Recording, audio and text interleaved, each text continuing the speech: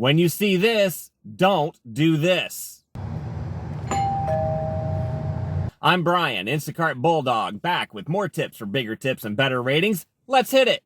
Chances are you have seen this already, but if you haven't, you will. You're going to be asked by a customer not to ring the doorbell or knock on the door. Now, there's a lot of reasons that can be given for this. Sometimes they will tell you they've got crazy dogs, or they may have a sleeping baby. They could also be doing a Zoom meeting since a lot of people work from home. Ringing the doorbell when the customer has told you not to can get you a 0 tip and a low rating. So I'm in the habit for every leave at door delivery, I take a picture and then I send the customer a message. Your order is delivered. Thank you and have a great day.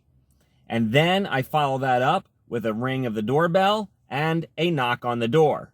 So when you read those notes, and this is why you need to read your notes before you start shopping and when you arrive in front of that customer's house, double check all the notes to make sure that there's no instruction not to ring a doorbell or knock on the door. So for me, it takes extreme discipline not to follow through with the knock on the door and the ring of the doorbell when I complete delivery. So what I do before I leave the store, I will tell the customer, I've read your notes.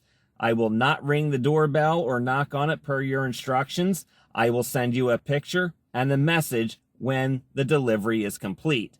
That way I have it in my head that I've already told the customer that. I've read the note, so I can retain that information better.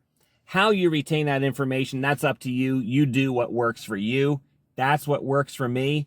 And I do think that when you let the customer know that you are valuing their requests and that you're actually a good worker. Because the last thing you need to do is set the dog nuts and wake up a sleeping baby at the same time or a sleeping husband in the house. No, none of that ends well.